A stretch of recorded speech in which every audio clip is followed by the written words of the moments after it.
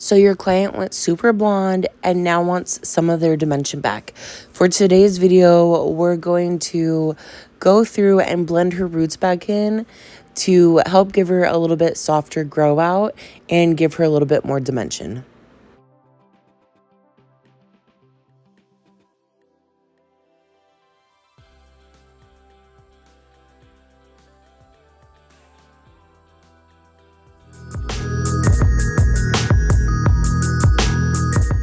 You can follow me on Instagram at Christy@thecottage.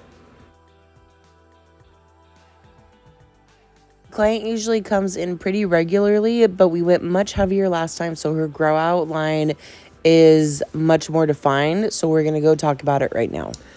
Okay, the client that I'm doing today is, I've done her hair before.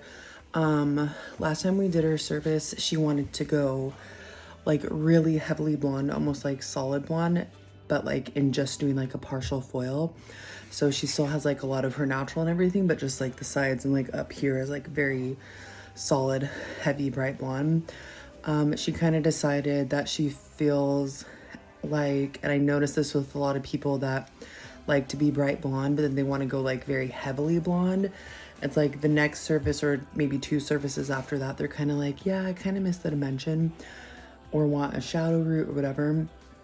I told her I don't want to do a shadow root because I feel like when you add one back in there, like nobody wants a warm tone. So they do like an ashy shadow root. But then when it fades and leaves like a band, and it's kind of hard to get rid of. Like you can tone it out, but then eventually when the toner fades, that band is still there and you're always fighting it. So I told her I don't really want to do a shadow root. But what we could do is less, more of a subsection, where before we didn't do any subsections to make her extra bright, and like do some back combing, create a little bit of a shadow root. So that's what we're gonna do today. And to lighten her, we're gonna do Schwarzkopf Blonde Me with 20 volume and Olaplex. So as always, we're going to use one of my favorites, Schwarzkopf Blonde Me with 20 volume and Olaplex, and start her service off. So here's her before again. You can kind of see, obviously, she loves a very cool tone. So maybe a little bit of overuse of purple shampoo. You can kind of see where it's a little bit extra porous, so how it kind of grabbed. And so for her foil, I already foiled the other side, but I'm going to try to cut this video down as short as I can because she ended up having to leave really quickly and I wasn't really able to get like even style her hair or blow dry all the way. So I'm not going to make you like suffer through and watch this whole video for like a 5-second after shot. So just to start the service, I already foiled the other side, but again, I do feel like you can see a little bit better on this side, so that's why I cut out the other side of the foiling.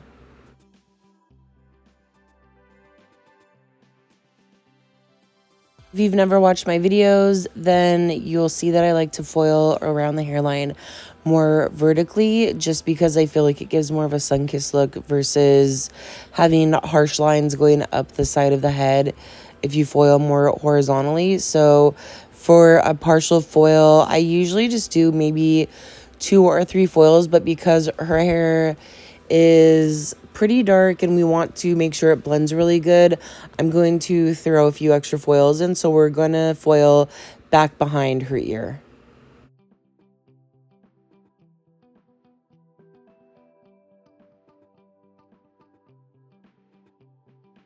She's just so cute. Okay, so to do her hairline foils in her money piece, I already did the other side again. Got a better view on the side. We're just going to do some really fine baby lights back to back. And then I think on the third foil, we're going to do a slice. And just to give it a little bit more bold of a brightness, but I wanted to do baby lights directly on the hairline. So that way, when she throws her hair back, it's a little bit softer and not a harsh line when it grows out.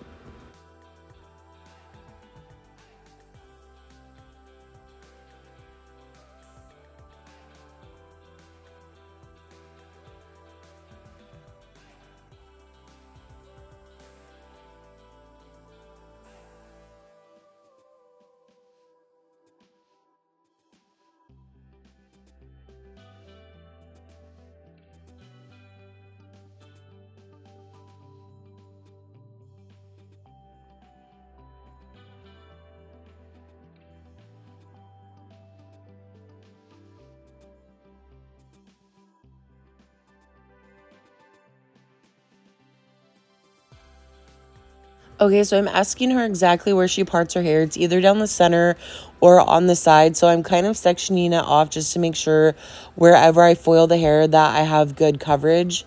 And then now that I have that set aside, we're going to go right in the money piece again. And that little V section right there where the two foil sides connect, we're just going to do one foil. We're going to back comb it, weave it, and this is going to help just create a little soft dimension in the money piece, kind of help blending the bold money piece to the back foil sections.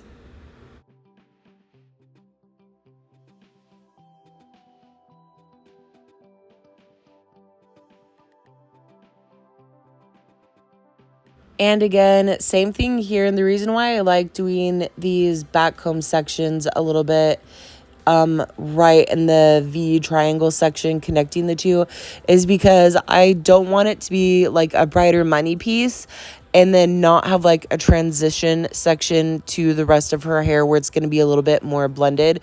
So doing this in like directly behind the money piece, I feel like helps soften it up and gives it a better flow to the hair and an easier transition to like the back section of the hair.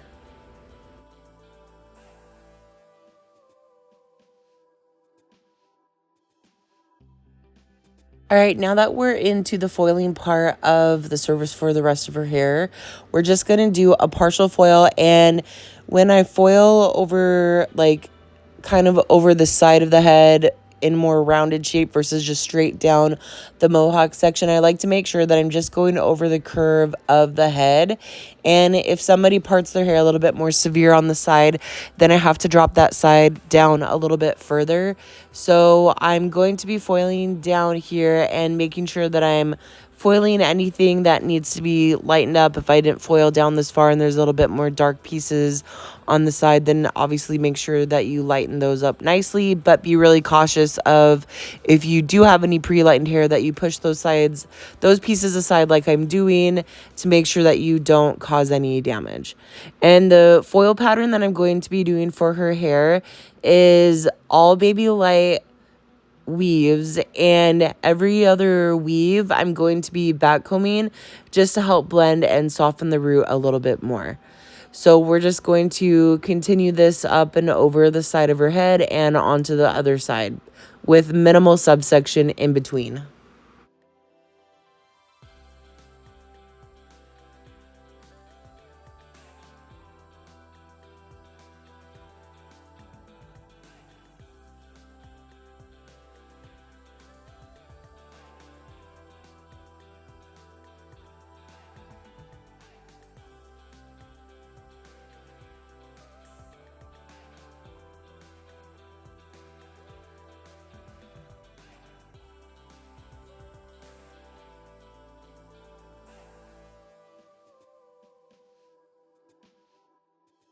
So the area where clients part their hair, I tend to pack the foils in almost back to back just because I want to make sure that they have good coverage wherever their hair falls. So probably like an inch wide of a section is how tightly I pack those foils in, and then I'll gradually start just like leaving a minimal subsection in between after that.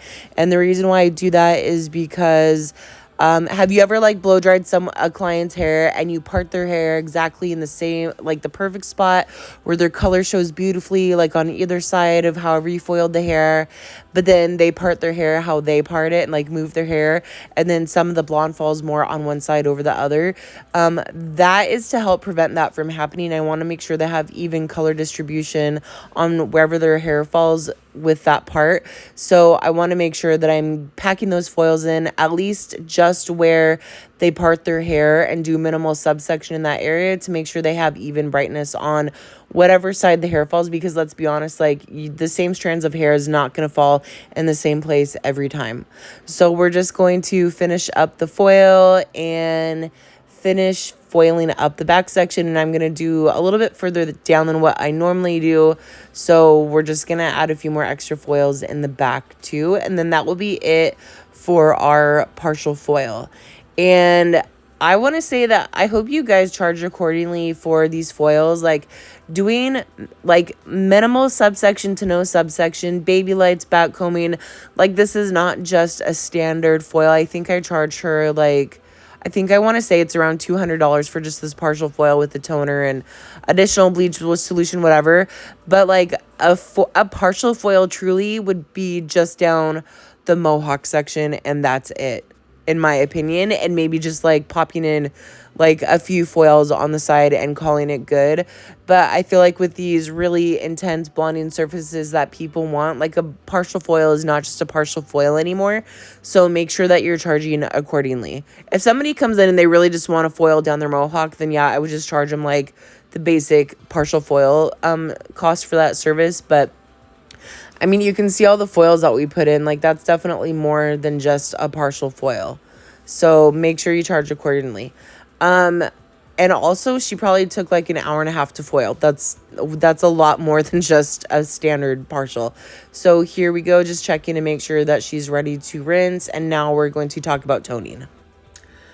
Okay, so my client just got done processing, and now we're gonna mix her toner. So her hair, for how dark it is, we take really fine, thin sections. So she gets pretty light, pretty nicely, but sometimes there's just like maybe a little bit of yellow still in the hair. Maybe there's some level 9 in the hair.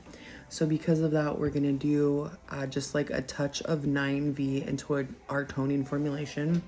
She wants to be very ashy and very bright.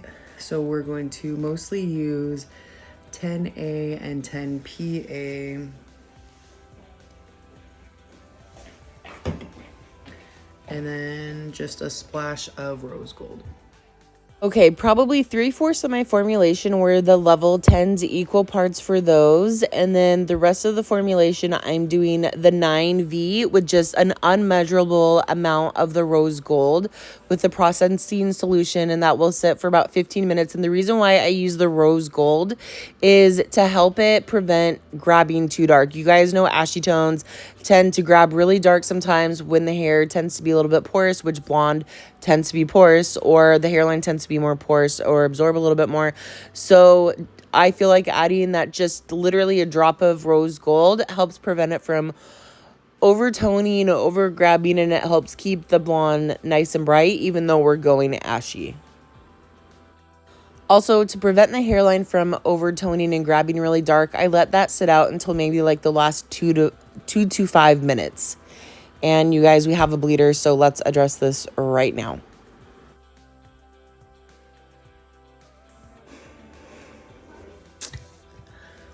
We got a bleeder. I'm just being real. So I think what happened was when I was applying and with the back comb, I don't know if the back comb like moved the foil, or I don't really know. Anyways, we got a freaking bleeder. We're gonna deal with it. I showed it to her. I blow dried her hair, saw how it was like a subtle one that wasn't really that bad. It was, I mean, it's like not bad, but it's there. And it gives me too much anxiety to just leave things and walk away and like pretend it didn't happen. So I'd rather address it, show the client, be like, hey, we just have a little spot. It's a quick fix. It's not a big deal, because it's worse than when they go home and message you and be like, hey, I have an orange spot. And then now you got to try to figure them into your schedule, whatever. Anyways, it just takes 10 minutes to fix. So I'm going to show you what I'm going to use for this. I'm using a really thin, like narrow brush, so I can just really go in there and dab like exactly where it's at and not try to spread it through the hair. I'm not going to like comb it through. It's just, you know, barely touch it.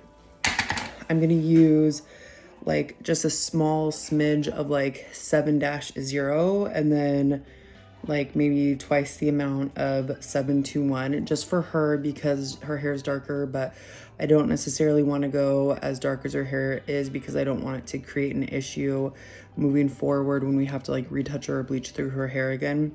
So the orange spot is probably like level 8, the 7 should cover it.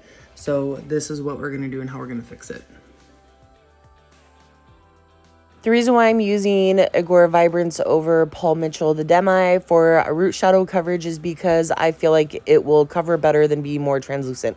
Also, look at her grow right now. Here's a little bit of the after. You can see how much her roots really blend. From this view, it really softened her roots up. You can see through a little bit more to her dimension. It eliminated that line. She's nice and bright, but it blends with her roots really nicely. So we're just going to go in here for that little bleeder, and we're just going to spot check it. I'm barely dabbing it, barely tapping onto the root. I am not swiping it down. I'm not blending it down at all. We're not trying to tone down the hair. We're just trying to eliminate that little orange mark there. So that's what we're going to do. And then we're going to let it process for like 10 minutes. And that's it. It doesn't have to be difficult. You don't have to be like ashamed of yourself and be like, oh my God, I can't believe I got a bleeder. I got to ignore this and act like it didn't happen. Like, it happens. It just does sometimes. So it's no big deal. And she even said, like, I would have never have noticed it, but I appreciate that you just acknowledge it and dealt with it. And, you know, I feel like I can trust you that you're going to fix whatever happens with my hair. And I feel like, you know, nobody else would do that. And I know that you'll take care of my hair with or without me noticing it. Like, you're not just going to lie to me about things. So gain trust of your clients and always do quality work. Don't sit there and like try to part their hair differently to where they can't see it, because trust me, clients will call back and want you to fix it, and then it's going to become more of an issue. So it doesn't have to be a big deal. So we're just going to let this process. And here's her before again. You guys, I'm really sorry about the after, like, because of having to fix that that little bleeder. It kind of left little time for an after shot or styling or blow drying her hair or whatever. So I apologize. And the light is directly on top of us right now versus kind of coming a little bit further away at an angle. So it's kind of showing down those roots a little bit heavier.